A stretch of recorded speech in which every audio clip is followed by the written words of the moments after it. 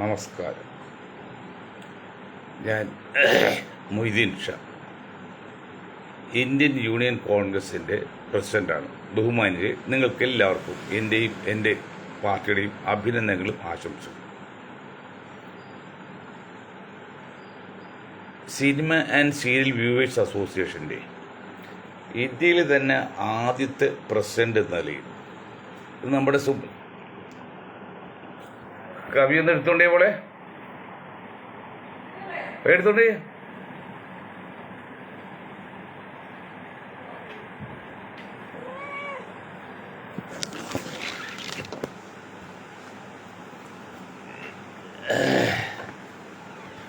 സുപ്രസിദ്ധ cinema നടൻ megastar Mammootty അവർക്ക് ആരോഗ്യപരമായ ചില വാർത്തകൾ ഉള്ളതുകൊണ്ട് ജനകോടികൾ അങ്ങേറ്റം ദുഃഖിക്കുന്നുണ്ട്. പക്ഷെ അതിനൊന്നും ഒരു അടിസ്ഥാനമില്ല.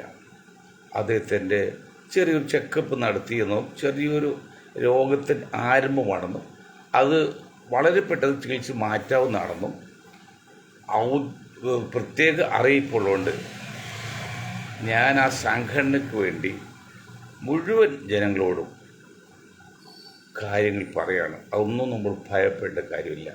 അത് ക്യാൻസറിൻ്റെ ആരംഭമാണ്. കൊളോൺ എന്ന അതിന് പേരുണ്ട്. അത് വൻകുടലിലാണ്. ആ സ്റ്റാർട്ടിസ്റ്റാണ്. അത് 10 വർഷം കഴിഞ്ഞാണ് എഫക്റ്റ് ആകുന്നത്. അപ്പോൾ അതൊന്നും ഭയപ്പെടാനില്ലെന്ന് മാത്രമല്ല, ആരും പ്രയാസപ്പെടരുതെന്ന് വിനീതമായി അഭ്യർത്ഥിക്കും. മറ്റൊന്ന്, ശ്രീലേഖ IPS. ഇപ്പം ഞാനിത് തുടങ്ങുമ്പോൾ ഒരു മിനിറ്റ് മുമ്പ് എൻ്റെ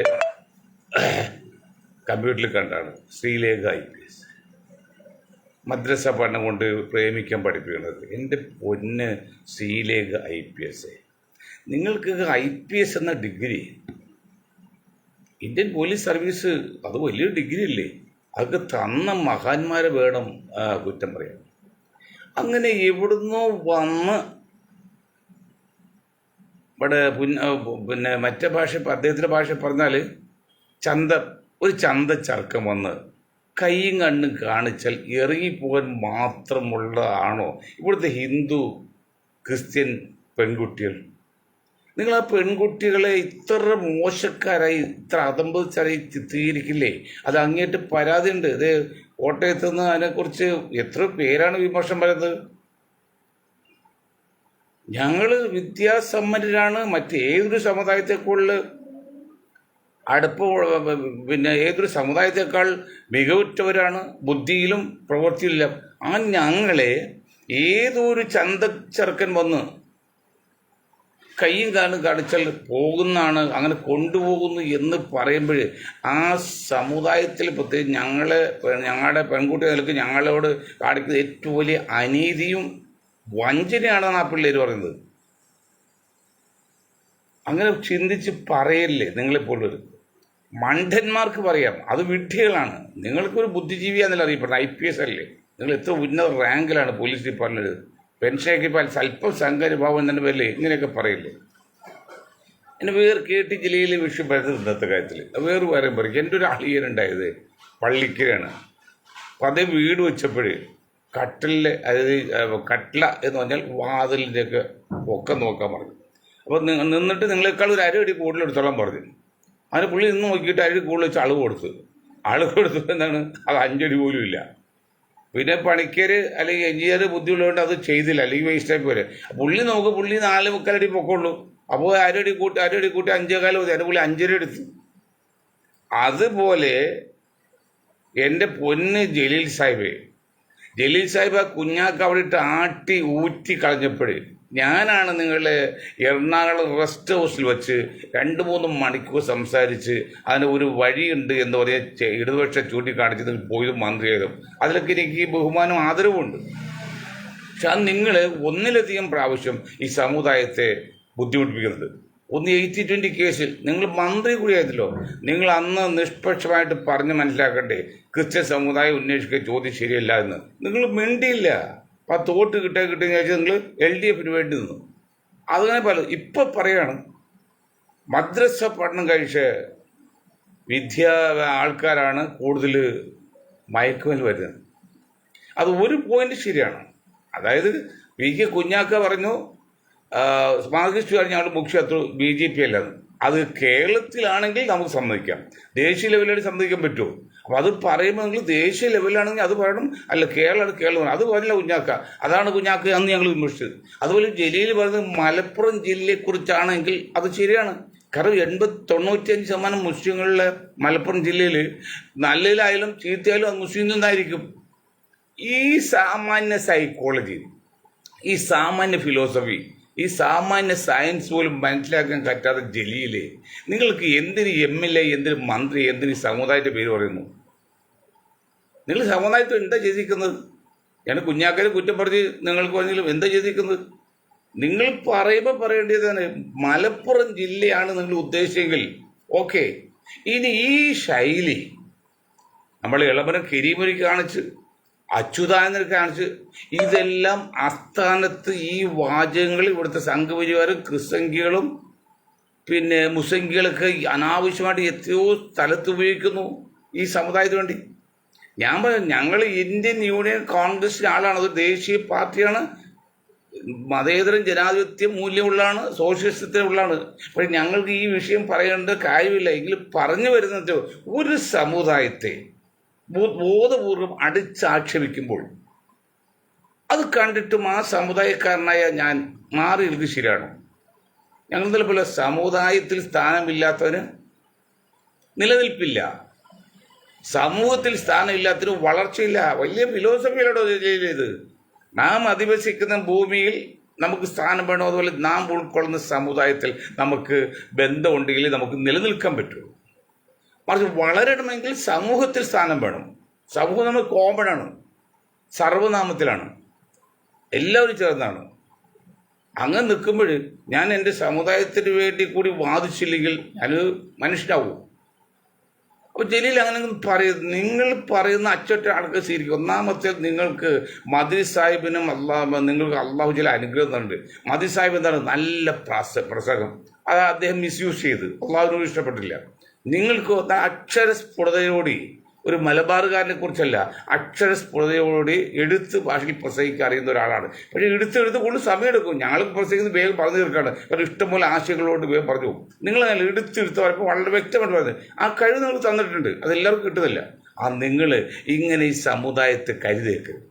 ഇപ്പോൾ ചർച്ച മുഴുവൻ നടക്കുന്ന നിങ്ങളുടെ കൊട്ടേഷനാണ്, നിങ്ങളുടെ ഫ്രൈസ് അല്ലെങ്കിൽ നിങ്ങളുടെ ഇതാണ്. ഇപ്പോൾ ചാനൽ ചർച്ചയെല്ലാം അവർക്ക് വീണ് കിട്ടിയ അവസരമല്ലേ. ഇത് മലപ്പുറം ജില്ലയാണ് നിങ്ങൾ ഉദ്ദേശിക്കുന്നത്, അത് കറക്റ്റാണ്. കാരണം എന്തുകൊണ്ടാണ് 98%, 99% അല്ലെങ്കിൽ 95% മുസ്ലിങ്ങളുടെ ജില്ലയിൽ നിന്ന് നല്ലത് വന്നാൽ ആ സമൂഹത്തിൽ നിന്നാണ് വരുന്നത്, ചീത്തയിൽ ആ സമൂഹത്തിൽ നിന്നാണ്. ഒരു ഫിലോസഫി അല്ലേ സാർ? അല്ലെ ആവർത്തിക്കരുത്, എനിക്കത്രേ പറയാറുള്ളൂ. ഈ മുസ്ലിം ലീഗ്, ഞാൻ ഇന്നലെ പറഞ്ഞ് മുസ്ലിം ലീഗിനെ കുറിച്ച് ഇത്ര വിമർശിച്ചപ്പോഴേ പല കോടികൾ ചോദിച്ചു, ആരാണ് നിങ്ങൾ സപ്പോർട്ട് ചെയ്യുന്നത്, ആരാണ് നിങ്ങളുടെ പുറകിൽ എന്ന് പറഞ്ഞു. അപ്പോൾ ഏതായാലും ഒരു കാര്യം പറയാം, സംഘപരിവാറില്ലെന്ന് പറഞ്ഞാൽ കേട്ടോ, അത് തന്നെ മറ്റാരും ഞാൻ ഇപ്പം പറയുന്നില്ല. ഒരു കാര്യം മനസ്സിലാക്കുക, ഇന്ന് അമേരിക്കയിൽ നടന്ന സംഭവങ്ങൾ അല്ലെങ്കിൽ ഇപ്പോൾ കുറച്ച് നടക്കുന്നത്, അവിടെ നമ്മൾ പറഞ്ഞ് ഗാസയെക്കുറിച്ചും ഹമാസെക്കുറിച്ചും വിമർശിച്ചോ, പക്ഷേ ഈ ഫലസ്തീനെ കുറിച്ച് പറയരുത്, അത് ന്യായമാണെന്ന് പറഞ്ഞത്. ഇപ്പോൾ അമേരിക്ക പറഞ്ഞത് പലസ്തീൻ പോലും പാടില്ല. പലസ്തീന് വേണ്ടി വാദിക്കുന്നവർ ആരായിരുന്നാലും, ഇസ്രായേലിന് വേണ്ടി എതിരെ സംസാരിക്കുന്ന ആരായിരുന്നാലും, അമേരിക്കൻ ഭരണകൂടത്തിൻ്റെ സംശയം ആരായാലും അവർ നാടുകടത്തല്ലേ അറസ്റ്റ് ചെയ്യും, ജയിലിലെത്താക്കും. അപ്പോൾ എന്തു പറ്റി? ഹമാസിനെ എതിർക്കണം, പക്ഷേ പലസ്തീൻ എതിർക്കേണ്ട കാര്യമില്ല എന്ന് പറഞ്ഞ് അമേരിക്ക ഇപ്പോൾ പലസ്തീനെ വരെ എതിർത്തുകൊണ്ട് നിയമം ഉണ്ടാക്കിയാണ്.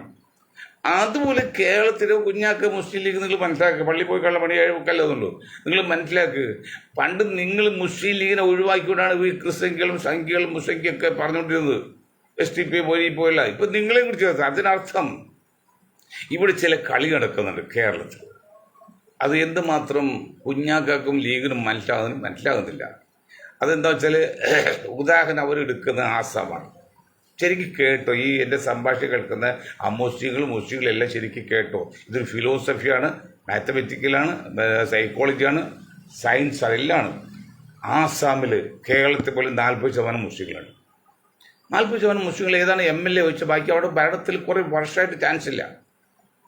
അതിൻ്റെ കാരണം 40% മുസ്ലിങ്ങളുടെ ഒരു ന്യൂനപക്ഷത്തിൽ നിന്ന് ശക്തനായ ഒരു നേതാവ് ഒന്ന് രാഷ്ട്രീയ പാർട്ടി ഉണ്ടാക്കി ശക്തനായപ്പോഴും അത് കോൺഗ്രസ് പാർട്ടിയിൽ പറഞ്ഞ് സഖ്യം ചേരാമെന്ന് പറഞ്ഞു. സഖ്യം ചേരുന്നപ്പോൾ കോൺഗ്രസിൻ്റെ അവിടുത്തെ president, Pradesh Congress committee president, അയ്യോ അത് ശരിയാവില്ല, 60% ഹിന്ദുക്കളുടെ രാജ്യത്ത് 40% മുസ്ലിങ്ങൾ കൂടെ ഞങ്ങൾ വോട്ട് കിട്ടില്ല, തെറ്റുപറ്റും എന്ന് പറഞ്ഞ് ചേർന്നില്ല. അത് അദ്ദേഹത്തിൻ്റെ വിലയിരുത്തലും മണ്ടത്തിലും. പക്ഷെ അത് അറിയാവുന്ന ഒരാളുണ്ട്, ജീവിച്ചു വരുന്നുണ്ട്, 80 വയസ്സുണ്ടെങ്കിലും, ശിവൻ അന്തോണി. ഞാൻ അന്തോണി എന്ന് പറയുള്ളൂ. എന്താണ് അദ്ദേഹത്തെ അറിയാം. ഈ കൊച്ചു കേരളത്തിൽ മുസ്ലിം ലീഗ് എന്താണ് ചെയ്തുകൊണ്ടിരിക്കുന്നത്, എങ്ങനെയാണ് കോൺഗ്രസ് ബന്ധം. 60 വർഷമായിട്ട് കേരളത്തിൽ മുസ്ലിം ലീഗായിട്ട് സഖ്യത്തിലല്ലേ, ഭരണത്തിൽ ആകെയുള്ള 60% ലീഗ് ഭരണത്തിലായിരുന്നു. അവിടുന്ന് നാണം കെടുത്താൽ ജയിപ്പിച്ച് വിട്ടത് ഈ മുസ്ലിങ്ങളുടെ വോട്ട്, കാക്കന്മാരുടെ വോട്ട്, ലീഗിൻ്റെ വോട്ടുമാണ്. ആന്റണിക്കറിയാം. ആന്റണിയൊന്നും കിട്ടിയില്ല. അതുകൊണ്ട് ഒരു മാസം വേണം BJP പോയി. അതിൻ്റെ ഒരു കണക്കൂടാണ് കേരളത്തിൽ. ഇതെങ്ങനെയാണെന്ന് പറഞ്ഞുതരാം. ഇതൊന്നും ലീഗർക്ക് മനസ്സിലാകുന്നില്ല. ഇത് മനസ്സിലാക്കണമെങ്കിൽ അംബേദ്കർ എഴുതിയ പുസ്തകം കൂടെ വായിക്കണം. ഇത് അംബേദ്കർ എന്താണെന്ന് അറിയാമോ? ലീഗർക്ക് എത്ര പേർക്ക് അംബേദ്കർ പുസ്തകം അറിയാം? നിങ്ങൾ ആകെ വായിച്ചൊരു പക്ഷേ മറ്റേത് ചില മുസ്ലിം ലീഡേഴ്സ് ഇതൊക്കെ വായിച്ചുള്ളൂ, അല്ലെങ്കിൽ നെഹ്റുവിൻ്റെ. അംബേദ്കറിസം എന്താണെന്നും അംബേദ്കർ പുസ്തകം എന്താ വായിച്ചാൽ ഏകദേശം മനസ്സിലാവുള്ളൂ. ഇത് കേട്ടോളൂ, പറഞ്ഞു നോക്കാം. ആകെ കേരളം 140 സീറ്റാണ്. ഇത് 40% മുസ്ലിങ്ങൾ വിചാരിക്കും. അങ്ങനെയും വിചാരിക്കാം. ബാക്കി 60% ഉണ്ട്.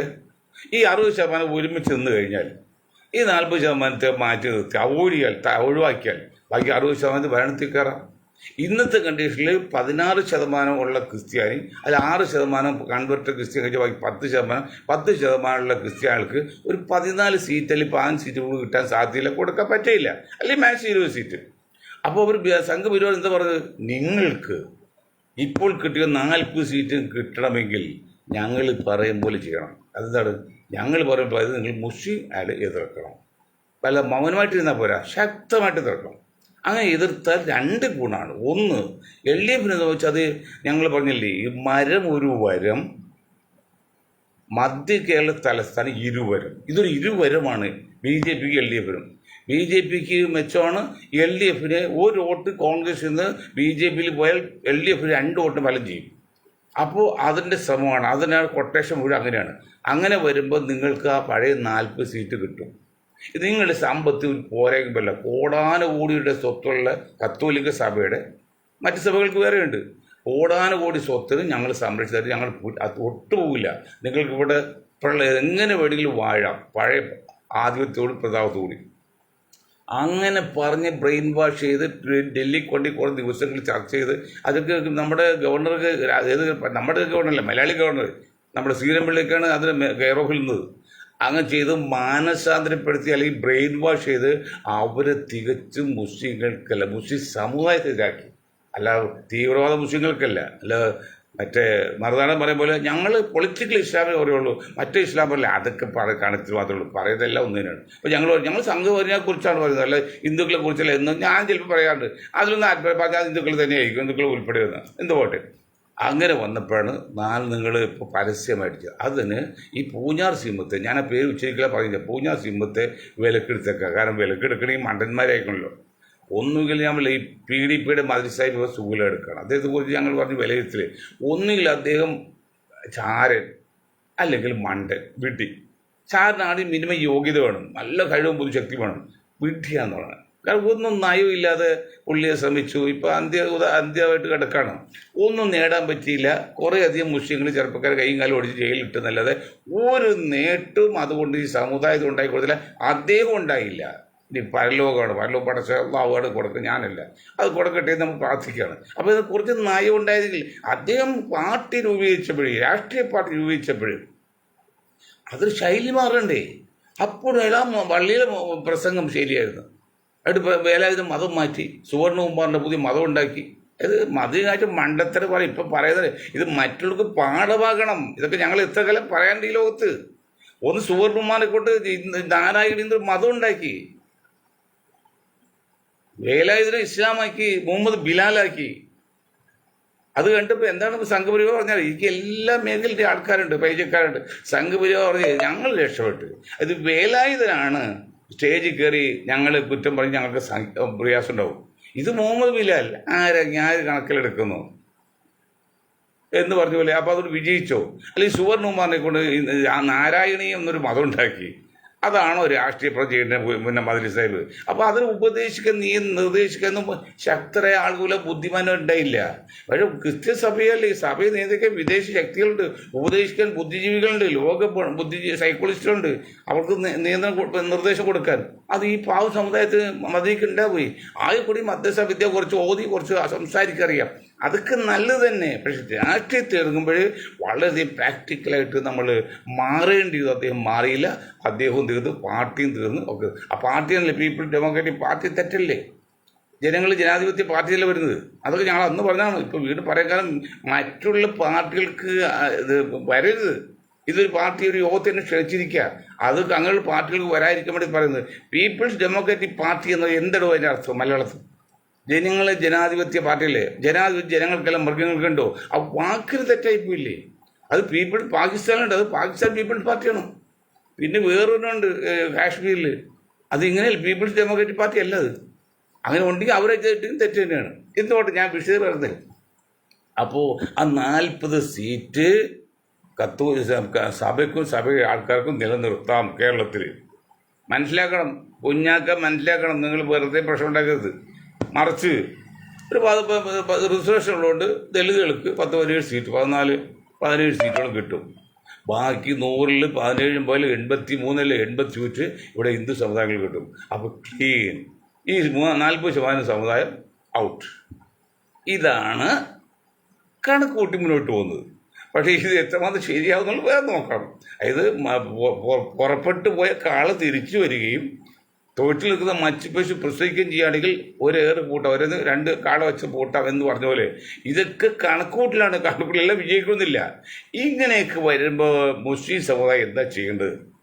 അതിന് കൗണ്ടറായിട്ട് അതുപോലെ ബുദ്ധി ഉപയോഗിക്കണം. അതുപോലെ ബുദ്ധി ഉപയോഗിക്കണം. ഇതിപ്പോൾ കേരളത്തിൽ ഏറ്റവും വലിയ സംഘടന രാഷ്ട്രീയ പാർട്ടി എന്ന് പറഞ്ഞാൽ ഒരു പക്ഷേ കോൺഗ്രസിനോടൊപ്പം നിൽക്കുന്ന പാർട്ടിയാണ് മുസ്ലിം ലീഗ്, ശക്തിയുണ്ട്. അല്ലെങ്കിൽ മറ്റ് ഏത് പാർട്ടികളൊപ്പം തന്നെ ആ പാർട്ടി പിടിക്കുക. ഞാൻ മൊയ്തിട്ടായിട്ട് കാര്യമുണ്ടോ? ഇതിന് ചെറിയ ആൾക്കാർ, ചെറിയ പാർട്ടിയല്ലേ. നിങ്ങൾ തീരുമാനിക്കണം ഇതിൻ്റെ എന്താണ് ഇതിൻ്റെ കൗണ്ടർ. ആ കൗണ്ടറാണ് നിങ്ങൾ മുസ്ലിം എന്ന് പേര് മാറ്റാൻ പറഞ്ഞത്. അല്ലെങ്കിൽ എനിക്ക് നിങ്ങളോട് എന്ത് ദേഷ്യക്കുറവ് ഇഷ്ടക്കുറവാണ്. കാരണം കുഞ്ഞാക്കാട് അടുത്ത് പോലും ഞങ്ങൾ വരില്ല. അല്ലെങ്കിൽ ഇന്നത്തെ ജീവിച്ചിരിക്കുന്ന ഒരു മുസ്ലിം നേതാവിൻ്റെ അടുത്ത് പോലും വരാനുള്ള കഴിവൊന്നും ഇല്ലാത്ത ഒരാളാണ് പാവം മൊയ്തീൻ ഷാ. അപ്പോൾ എനിക്ക് നിങ്ങളോട് എന്തിനാണ് എതിർപ്പുണ്ടാക്കുന്നത്? ഒന്നാമത്തെ ഒരു ന്യൂനപക്ഷ പാർട്ടി. പിന്നെ അങ്ങ് നിൽക്കുമ്പോൾ നമ്മൾ എതിർക്കേണ്ട കാര്യമില്ല. നമ്മൾ പറയുന്നത് നിങ്ങളുടെ നാശം ഒഴിവാക്കാൻ വേണ്ടിയാണ്. അത് ഇന്നലെ ഞാൻ 3-4 ഉദാഹരണം പറഞ്ഞു. അങ്ങനെയാണ് നിങ്ങൾ എത്രയും പെട്ടെന്ന് മുസ്ലിം എന്ന് പേര് മാറ്റി ഒരു ദേശീയ കാഴ്ചപ്പാട് പേരുണ്ടാക്കി മുന്നോട്ട് പോകും. അതല്ലെങ്കിൽ വലിയ അപകടത്തിൽ പോകണം. നിങ്ങൾ വളരില്ലെന്ന് മാത്രമല്ല, നിങ്ങൾ നശിക്കും, രാജ്യം നശിക്കും, സമുദായം നശിക്കും, ആവത്തേക്കും. ഇപ്പോൾ അമേരിക്ക അടി തുടങ്ങി യമനിൽ ഹൂതികൾക്കെതിരെ എന്ന് പറഞ്ഞത്. എന്ത് ന്യായമാണെന്ന് നോക്കുക. ഒരു സ്വതന്ത്രമായ രാജ്യത്തിലേക്ക് പട്ടാളത്ത് വിട്ട് ആക്രമിക്കുക. അത് പലസ്തീൻ്റെ സ്വന്തം രാജ്യമാണ്. ആ രാജ്യത്തെ നിന്ന് ആൾക്കാരെല്ലാം മറ്റു സ്ഥലത്തേക്ക് പോവുക. അമേരിക്കയാണ് ലോകത്തിലുള്ള എല്ലാ കുഴപ്പങ്ങളും കാരണമെന്ന് പറഞ്ഞാൽ ഇവിടെ ചില സമ്മതിക്കുമോ? ഇപ്പോൾ മുസ്ലിം സമുദായത്തെക്കുറിച്ച് ഇവിടെ ബുദ്ധിജീവികൾ പറയുന്നുണ്ട്. നാളൊരു ബുദ്ധിജീവി പറഞ്ഞു, ലോകത്ത് കോടാനുകോടി മനുഷ്യ കൊല്ലുന്ന ഈ മുസ്ലിം തീവ്രവാദമാണ്. ഈയിടോ മണ്ട ശിരോമണി. ഹിരോഷിമയിൽ ബോംബിട്ട് ആരിടോ? നാഗസാക്കിൽ ബോംബിട്ട് ആരിടോ? ഇറാഖിൽ ബോംബിട്ടാരാണ്? അഫ്ഗാനിസ്ഥാനിൽ ബോംബിട്ടാരാണ്?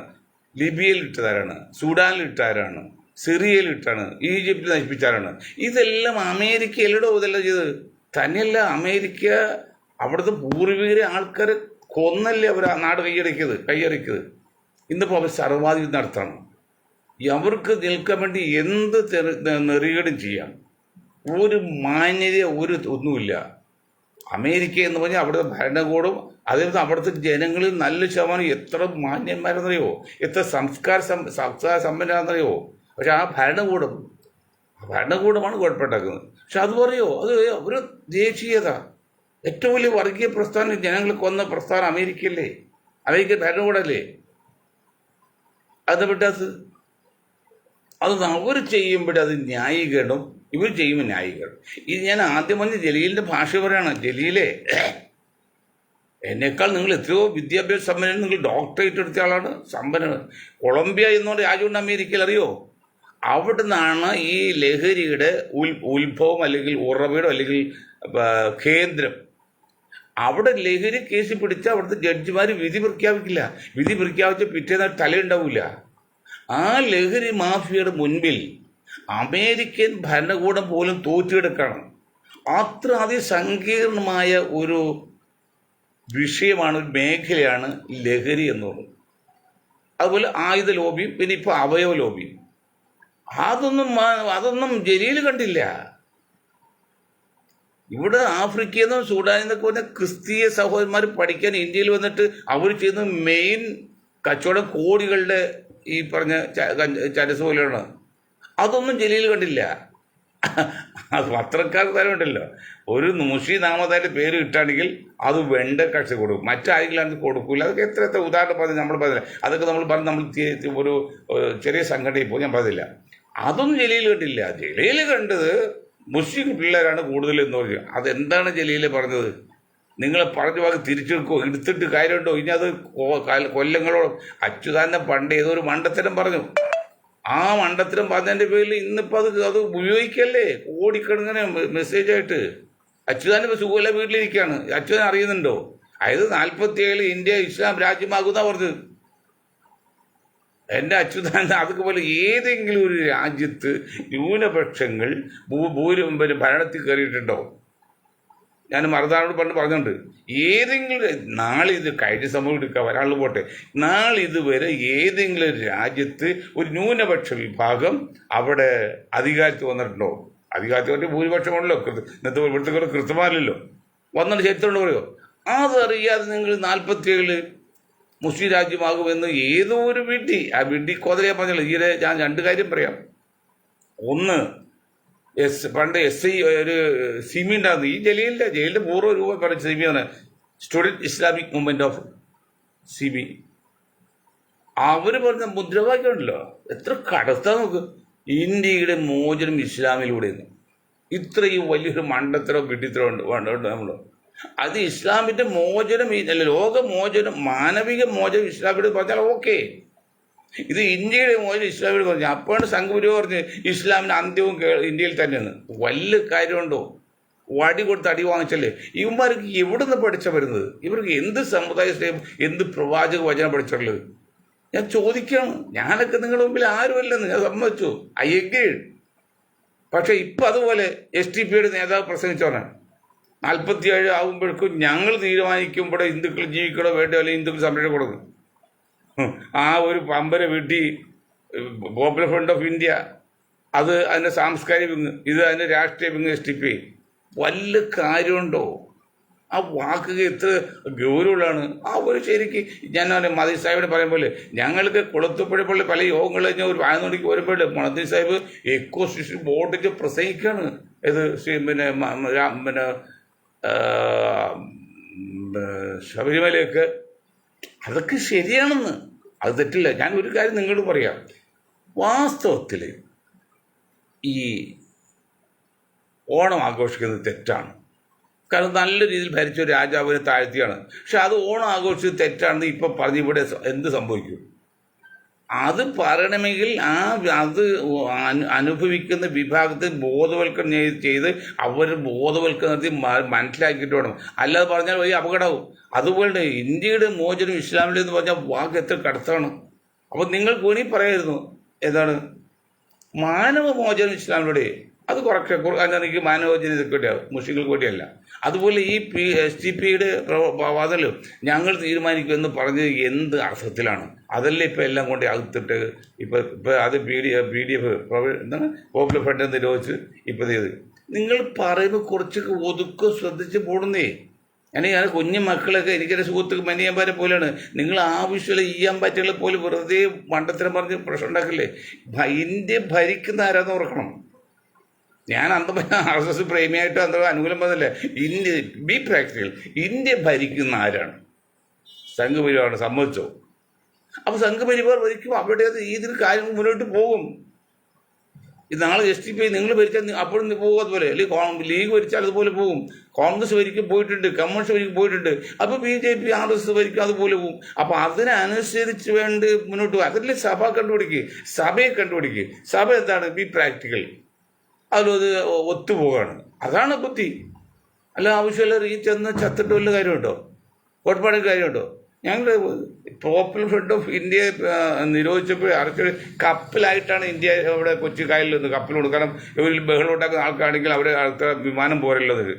അനിങ്ങിലെ പൂച്ച പോലെ ഇരുന്ന് ഞാൻ അവരോട് പറഞ്ഞു, മക്കളെ അറിയാവുന്നവരോട് പറഞ്ഞു, നിങ്ങൾ എത്ര കളിച്ചാലും അവസാനം നിങ്ങൾ പറയേണ്ടത് ഇന്ത്യൻ പട്ടാളത്തിന് മുമ്പിൽ ചെല്ലേണ്ടത്. ഇന്ത്യൻ പട്ടാളം ഒരു കാര്യത്തിൽ എറിയിക്കഴിഞ്ഞാൽ അത് വിജയിച്ചിരിക്കണം. അത് നമ്മുടെ അഭിമാനം പ്രശ്നമാവും. നിങ്ങൾക്ക് വലിയൊരു വന്നാൽ പോലും അവർ തോൽക്കൽ പാടില്ല. കാരണം ഇന്ത്യൻ പട്ടാളം നമ്മുടെ പട്ടാളമാണ്, അവർ ജയിക്കണം. അപ്പോൾ നിങ്ങൾ ഒരിക്കലും ജയിക്കില്ല എന്ന് എനിക്ക് അറിയാവുന്ന കിട്ടിയ പരിചയക്കാരെ ഞാൻ പറഞ്ഞു കൊടുത്തു. എന്നിട്ടും അവർ മനസ്സിലാക്കാതെ ആട് വാക്കേട്ട് പണം വാങ്ങിച്ച് തലയിലിരുത്തി മുദ്രാവാക്യം വിളിച്ചില്ലേ മണ്ടന്മാർ. അപ്പോൾ അവരെല്ലാം വാസ്തവത്തിൽ ഈ സംഘപരിവാറിൻ്റെ അല്ലെങ്കിൽ ഇവിടുത്തെ ചാരന്മാരായിരുന്നു വേണം വിചാരിക്കാൻ. ഈ പോപ്പുലർ ഫ്രണ്ട് ഓഫ് ഇന്ത്യ എനിക്കറിയാതെ, കാരണം ഒരു 10,000-2,000 പേരൊക്കെ വെച്ചൊരിക്കൽ എന്താണ് ഈ പാൻറ്റൊക്കെ ഇട്ട് എവിടുത്തെ സംഘടിപ്പിക്കാൻ പറ്റും? അതിൻ്റെ പുറകിൽ വൻ കളികളുണ്ടായത്. ഏതായാലും ഇപ്പോൾ അവർ വിജയിച്ചു, BJP വളർന്നു, അവർ ആ സമുദായത്തിൽ കുറേ പറ്റും. ഇപ്പം അടുത്ത് STP നോട്ടിട്ടാണ് ഞാൻ പറയുന്നത്. നമ്മളുടെ ഊഹാമായി നാം ആരാണ്, എൻ്റെ കപ്പാസിറ്റി എന്താണ്, അത് നോക്കിയിട്ട് നമ്മൾ വിമർശിക്കാവൂ.